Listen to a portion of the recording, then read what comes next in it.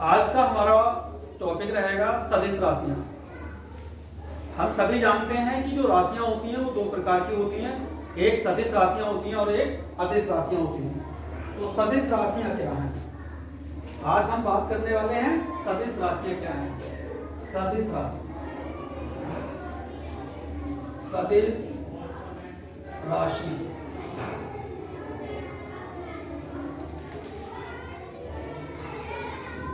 जैसा कि इनका नाम है सदिश राशियां, इनको हम वेक्टर भी कहते हैं। वेक्टर क्वांटिटीज,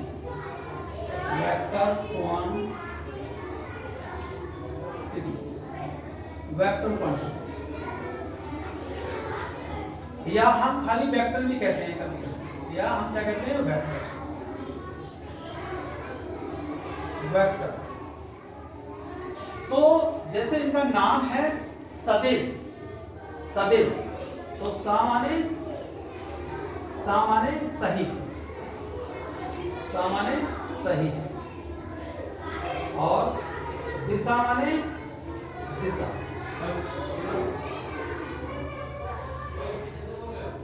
सामान्य सहित और दिशा माने दिशा, यानी दिशा सहित।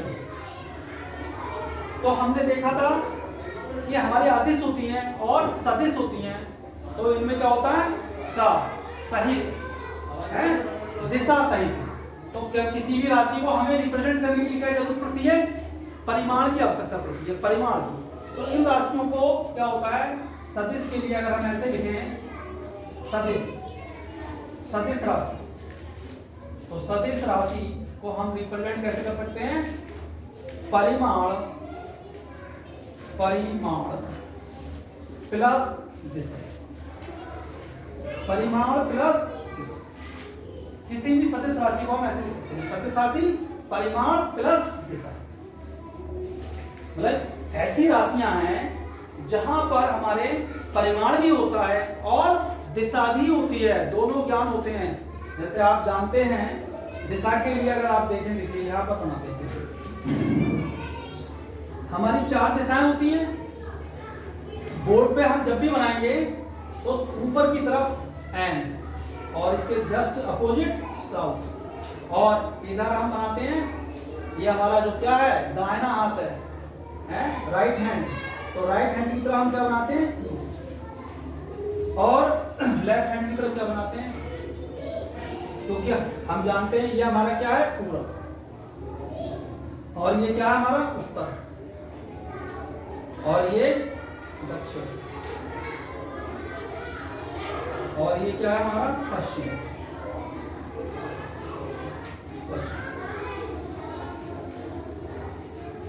तो 4 दिशाएं होती हैं। छोटे क्लासेस में जब पढ़ते थे तो वहां पर एक कविता होती थी कि उनके सामने पूरब होता, दाहिने हाथ पे दक्षिण होता, बाएं हाथ पे उत्तर होता, पीठ पीछे पश्चिम। या ऐसे कहते थे, मुंह के सामने पूरब और पीठ पीछे पश्चिम, और बाएं हाथ पे उत्तर और दाहिने हाथ पे दक्षिण। ऐसे खड़े होते थे, ऐसे खड़े हो जाता था वो, और पता नहीं। तो ये जब भी आप बोर्ड पे बनाएंगे तो इस तरीके से बनाएंगे, क्योंकि हम सदिश राशियों के बारे में बात कर रहे हैं। तो यहाँ पर हमारा सदिश राशि का मतलब होता है कि जिसमें परिमाण, ऐसी राशि हो जिसमें हमारे परिमाण और दिशा दोनों, परिमाण और दिशा दोनों चाहिए, ठीक है।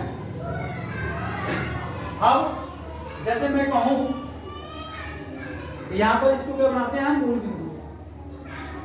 बिंदु, ये हमारा है मूल बिंदु, ये मूल बिंदु। मूल बिंदु को हम क्या दिखाते थे, 0 0 से दिखाते थे। भाई किसी भी एक स्थान से तो हम चलेंगे, तो हम यहां से चलेंगे, मूल बिंदु से चलेंगे। और इसने कहा कि आप मूल बिंदु से 5 किलोमीटर, मान लो यहाँ पर ये 5 किलोमीटर है, क्या है 5 किलोमीटर, 5 किलोमीटर उत्तर में गए, तो 5 किलोमीटर उत्तर में गए तो ऊपर को जाएंगे। निर्देशांक ज्यामिति के जो एक्सिस थे, जो हमने कोऑर्डिनेट ज्योमेट्री पढ़ी थी, उसमें हमने ये पढ़ा था कि अगर हम बाई डायरेक्शन में, बाई अक्ष के ऊपर की तरफ जाते हैं तो धनात्मक बिंदु होती है, और अगर हम एक्स अक्ष पे दाहिनी तरफ जाते हैं तो धनात्मक होता है। यानी हमारे दो एक्सिस होते थे, एक्स एक्सिस, इसको हम क्या बोलते थे, एक्स एक्सिस, इसको बोलते थे हम एक्स अक्ष, और इसको क्या बोलते थे हम, वाई अक्ष।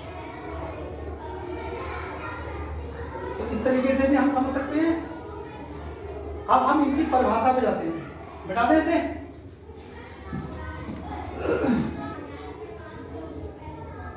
परिभाषा की बात करें तो लिख सकते हैं ऐसी राशियां,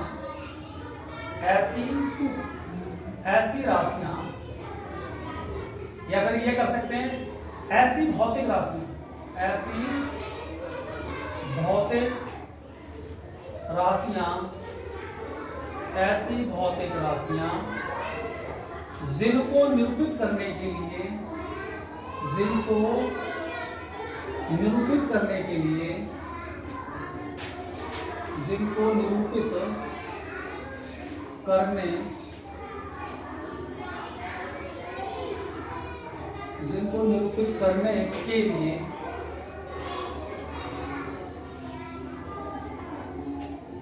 परिमाण व दिशा दोनों की आवश्यकता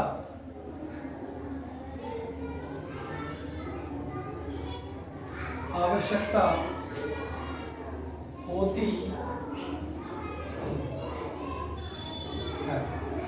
क्या लिखा है देखिए बोर्ड पर, ऐसी भौतिक राशियां जिनको निरूपित करने के लिए परिमाण व दिशा दोनों की आवश्यकता होती है, सदिश राशियां,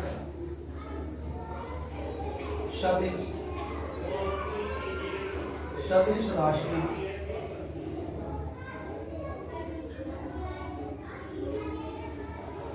कहलाती हैं, सदिश राशियां कहलाती हैं। अब इनको कैसे निरूपित करते हैं, निरूपित कैसे करते हैं, निरूपण, सदिश का निरूपण, सदिश राशि का निरूपण, सदिश राशि का निरूपण,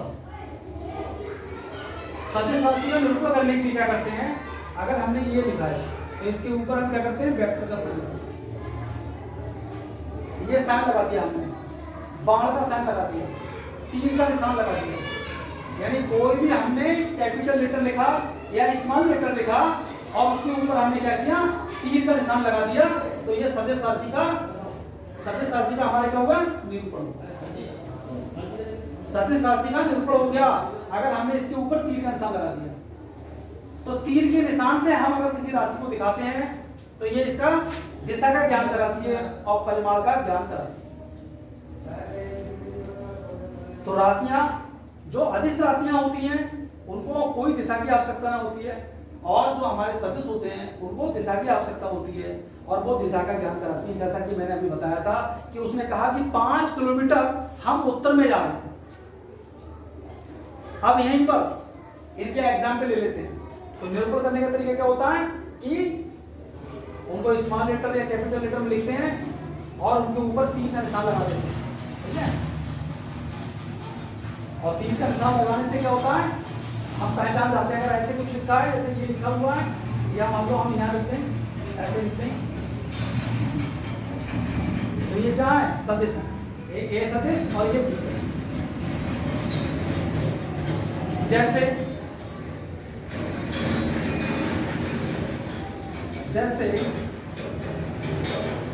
जैसे हमारा क्या है, विस्थापन,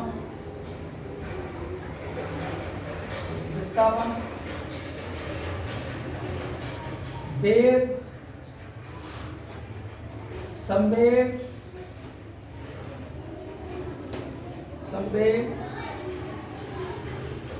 वैद्युत क्षेत्र की तीव्रता, वैद्युत क्षेत्र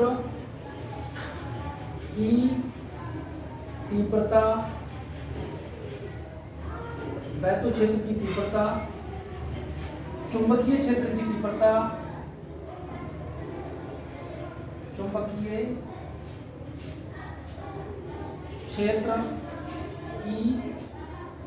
चुंबकीय क्षेत्र की तीव्रता, बल,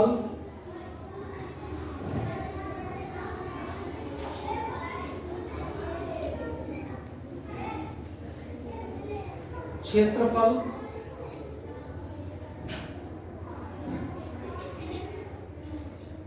ETC। देखिए बहुत सारी इस तरीके की राशियां हैं। ये हमारी जो लिखी है मैंने, विस्थापन, वेग, संवेग, वैद्युत क्षेत्र की तीव्रता, चुंबकीय क्षेत्र की तीव्रता, बल, क्षेत्रफल, ये सभी क्या है? ये सभी हमारी क्या है? सदिश है। क्योंकि सदिश को दिखाने के लिए हमें क्या होता है? परिमाण और दिशा दोनों की आवश्यकता होती है। और किसी भी सदिश को हम जब रिप्रेजेंट करते हैं तो उसके ऊपर तीर का निशान लगाते हैं। जैसे अभी एक एग्जाम्पल मैं और देता हूं, इसके लिए मिटा दूं यहां तक। एक एग्जाम्पल लेते हैं। देखिए कोई लड़का है, कोई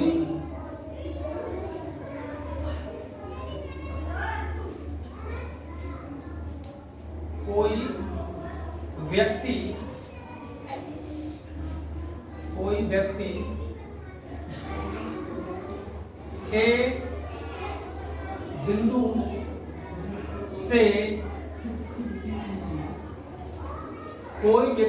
ए बिंदु से उत्तर दिशा में 7 किलोमीटर चलकर 5 किलोमीटर पूरब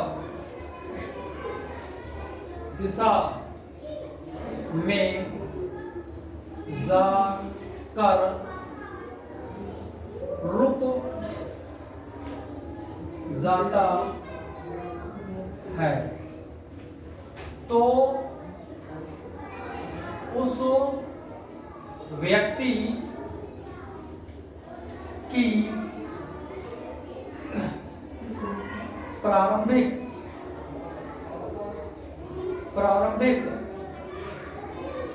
बिंदु ए से अंतिम बिंदु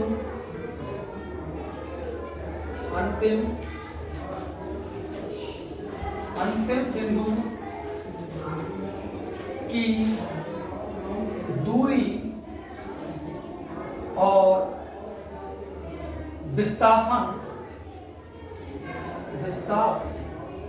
विस्थापन ज्ञात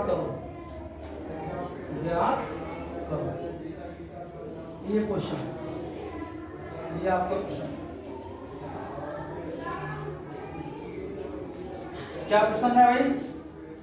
कोई व्यक्ति ए बिंदु से उत्तर दिशा में 7 किलोमीटर चलकर 5 किलोमीटर पूर्व दिशा में जाकर रुक जाता है तो उस व्यक्ति की प्रारंभिक बिंदु ए से अंतिम बिंदु की दूरी और विस्थापन ज्ञात करो।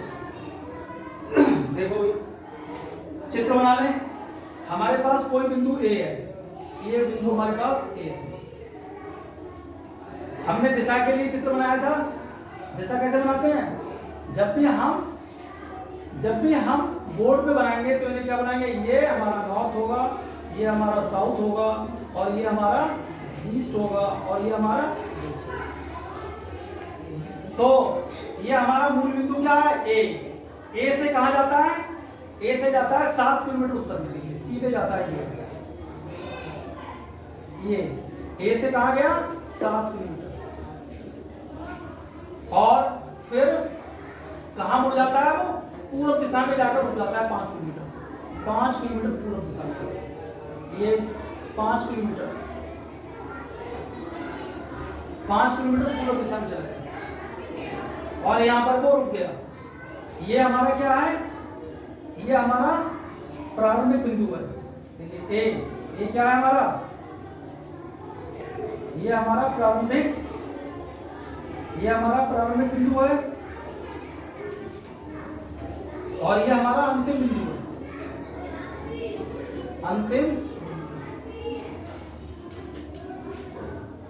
प्रारंभिक बिंदु और अंतिम बिंदु। तो वो क्या कर रहा है? उस व्यक्ति की प्रारंभिक बिंदु ए से अंतिम बिंदु की दूरी और विस्थापन ज्ञात करो। तो दूरी, अब दूरी हमारी क्या है, देखिए ये जो हमारी दूरी है, दूरी क्या है हमारी, अदिश राशि। दूरी हमारी अदिश राशि है। और विस्थापन क्या है हमारा, विस्थापन हमारी सदिश राशि।